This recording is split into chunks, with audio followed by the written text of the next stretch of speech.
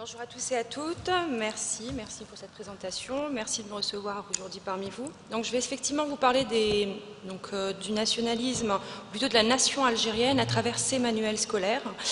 Donc tout d'abord, je vais vous brosser un petit portrait du système scolaire algérien. Il est un petit peu différent de ce qu'on a pu voir jusque-là, en tout cas du système français. Il en est l'héritier, donc il prend naissance en 62 avec l'indépendance de l'Algérie. Cependant, la spécificité, c'est qu'en Algérie, on a un manuel unique par discipline et par niveau. Ce manuel est conçu par les organes officiels, donc le ministère de l'Éducation nationale. Donc depuis 62, c'est le manuel d'histoire précisément est le premier à avoir été dit algérianisé dès la rentrée 63 et il a été arabisé tout de suite. Donc, c'est-à-dire qu'on s'est saisi de cette histoire, on a écrit l'histoire nationale très rapidement, et l'histoire de la colonisation et de la guerre d'Algérie est la première qui est enseignée dès le plus jeune âge, et puis par la suite, on va s'intéresser au monde extérieur, aux autres civilisations. Voilà. Donc, ce qui m'intéresse aujourd'hui en parlant de la nation, c'est le système éducatif à partir de 2000. Il faut savoir que le système scolaire algérien a été réformé plus ou moins 4 fois. Je dis plus ou moins parce qu'il y a eu 3 grandes réformes annoncées. Et en réalité, les manuels n'ont été réécrits que 4 fois en Algérie depuis 62. La plus significative de ces réformes est celle intervenue entre 2000 et 2003. Donc elle est structurelle et elle est également très idéologique. Les manuels sont totalement réécrits. Ce qu'on va percevoir, c'est surtout le fait de passer d'une histoire, c'est-à-dire que les points de rattachement de la nation algérienne étaient principalement un rattachement à la nation arabe et à la nation islamique. On s'intéressait énormément à la période, à la sphère arabo-musulmane au Moyen-Orient et un petit peu moins à l'histoire ancienne de l'Algérie hors période coloniale. Donc tout ce qui existait avant la période coloniale n'était pas très important finalement. Donc le point de naissance de la nation algérienne, d'après ces manuels scolaires, c'est vraiment la guerre de libération nationale. Et donc les pères fondateurs de la nation vont être à la fois les réformistes musulmans, donc l'association des ulémas musulmans, avec le triptyque, c'est même pas un triptyque, c'était avec le slogan arabité et islamité, alors qu'aujourd'hui on va revenir vers une histoire un peu plus ancienne et on va réétudier notamment la période numide de l'Algérie, les civilisations qui se sont succédées en Algérie, les colonisations, pour simplement faire remonter une histoire de lutte et de résistance contre l'envahisseur. Donc ça, c'est ce qu'on va retrouver dans les nouveaux manuels depuis 2000. Donc il va y avoir également, je vous le disais, donc on va rééquilibrer la proportion de textes, de chapitres consacrés au Moyen-Orient et à la période islamique par rapport donc au chapitre consacré au Maghreb et à l'Algérie, c'est-à-dire qu'aujourd'hui il y a un nouveau point de rattachement en Algérie, c'est le Maghreb. C'est également l'Afrique. Alors ça c'est très nouveau parce que jusque-là on ne parlait que très très peu finalement en dehors des cours de géographie, de notre appartenance à l'Afrique. Donc on pourrait également parler de toutes les questions de censure concernant la période coloniale et plus précisément concernant la préparation politique de la lutte pour l'indépendance, donc de la révolution algérienne. En fait, très longtemps, on n'entendait quasiment jamais parler, on ne lisait rien sur les héros de la nation, entre guillemets, ceux qui sont devenus aujourd'hui les héros de la nation, parce que le slogan national algérien était un seul héros, le peuple. Donc on n'avait quasiment aucune figure qui émergeait de la masse. Ce sont les paysans qui ont mené cette révolution, simplement guidés donc, par évidemment l'émir Abdelkader, on en parlait ce matin, Suzanne Lantam en parlait, donc on reprend les mêmes figures finalement. Françoise Lantôme, d'ailleurs, je me dis. Voilà. Donc on reprend exactement les mêmes figures, et puis évidemment les oulémas comme pères fondateurs de cette nation algérienne actuelle. Donc beaucoup d'occultation, une histoire bataille également, donc l'Algérie est née dans le sang, une histoire de victimisation, sauf qu'aujourd'hui, dans ces nouveaux manuels, on se saisit de notre histoire et on en fait une histoire glorieuse. Donc pas seulement victime, pas seulement une population victime de la colonisation, mais également une population en lutte constante, une population révolutionnaire, même si on sort du socialisme après 89, mais on continue tout de même à proclamer ce discours. Alors, il y a évidemment le culte du shahid, donc du martyr de la Révolution. Alors, au-delà de la volonté de rendre hommage à ceux qui vont donner leur vie donc, à la cause nationale, il y a aussi un effet des conditions dans lesquelles s'est constitué le FLN, hein, donc, qui va guider la nation indépendante jusqu'à la fin des années 90, et dont les tenants du pouvoir actuel restent les héritiers, aujourd'hui encore. Et donc, les principaux référents de la nation qui sont transmis à travers le discours scolaire sont, je vous le disais, donc un seul héros, le peuple, le culte du martyr et la révolution permanente, la lutte contre l'envahisseur, l'étranger à l'islam aussi. Donc ça, c'est bien, c'est une constante. Donc, cependant, l'activité politique qui a été longtemps marginalisée dans les manuels scolaires, je parle de l'activité politique notamment de l'entre-deux-guerres et la préparation de la guerre d'indépendance, qui a été très longtemps marginalisée, aujourd'hui revient au devant de la scène, notamment pour justifier ou pour présenter le renouveau démocratique, le multipartisme en Algérie comme étant finalement quelque chose d'essentiellement algérien. Donc pas une nouveauté, pas une création, personne ne nous a appris la démocratie, nous l'avons toujours été finalement.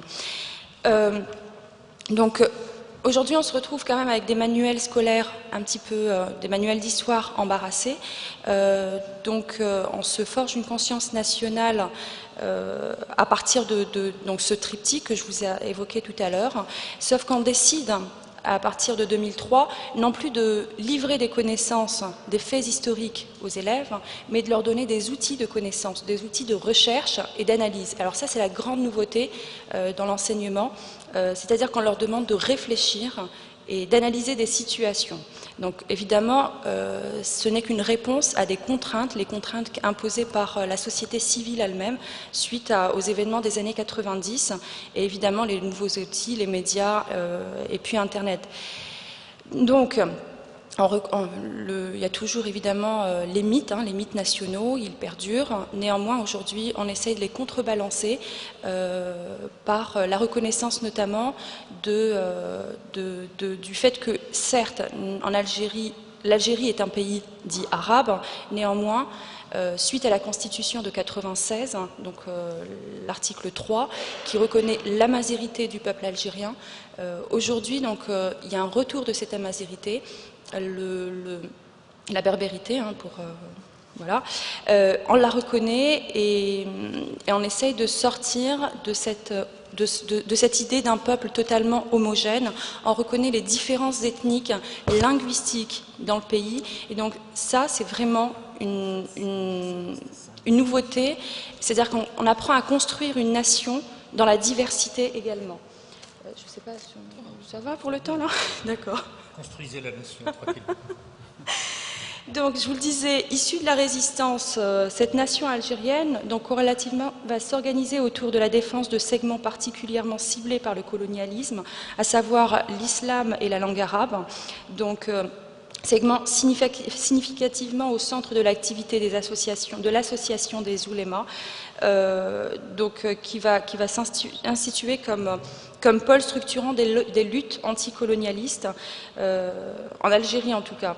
Le manuel algérien va également poser plus ou moins l'interdit sur les divisions socio-culturelles, ainsi l'insistance mise sur l'unité, donc je vous le disais, du peuple algérien, qui va passer par le « nous » dans tous les manuels. Donc il y a deux choses. Les textes vont soit employer l'adjectif possessif, le moi, pour parler de ma patrie, mon pays, mes soldats, ou alors nos hommes, nos femmes, notre patrie, toujours, mais en tout cas vont poser un système de référence où l'enfant, le lecteur, l'élève ne peut se figurer qu'en tant qu'Algérien, dans un tout, dans un territoire où finalement l'Algérien ne peut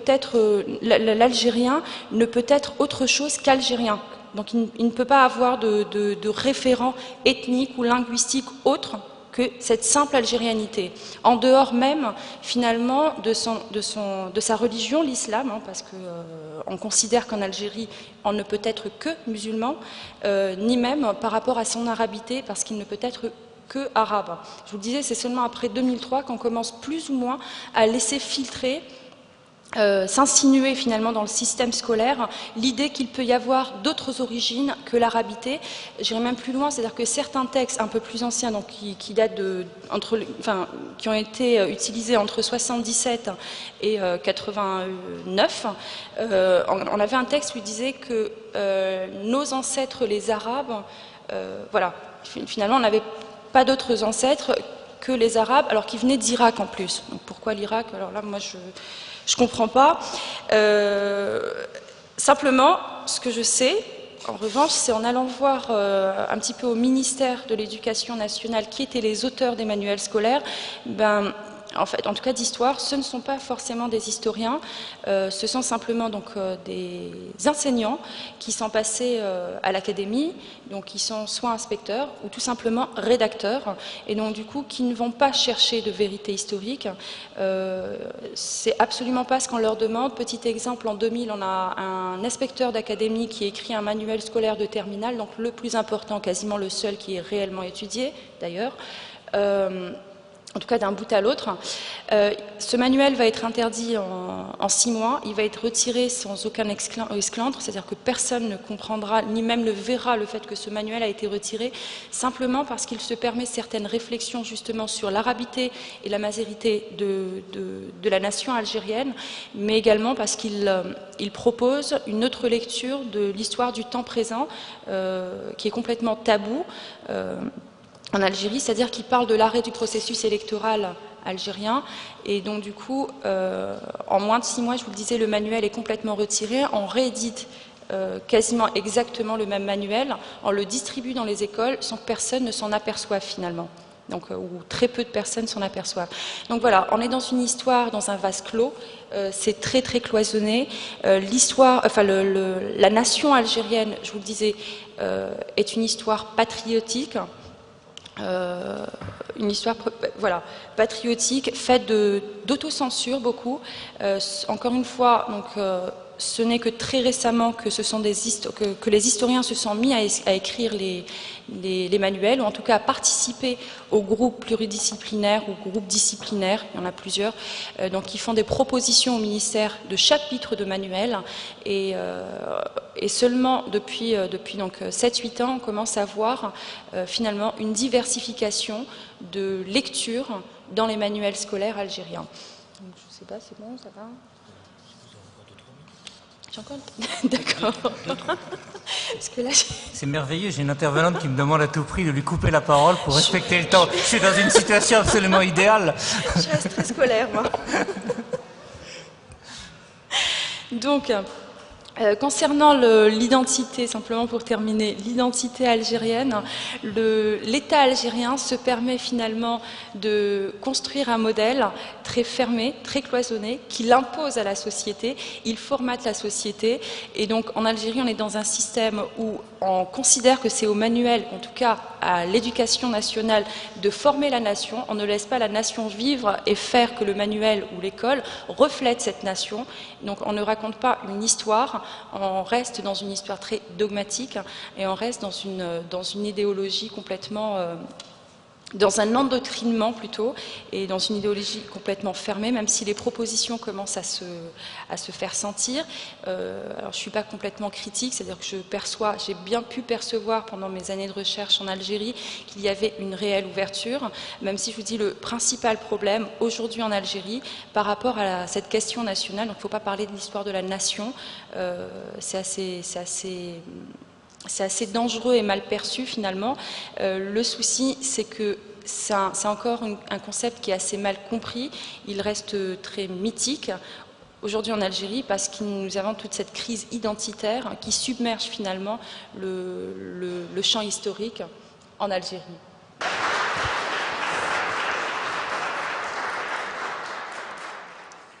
Bien, merci pour le...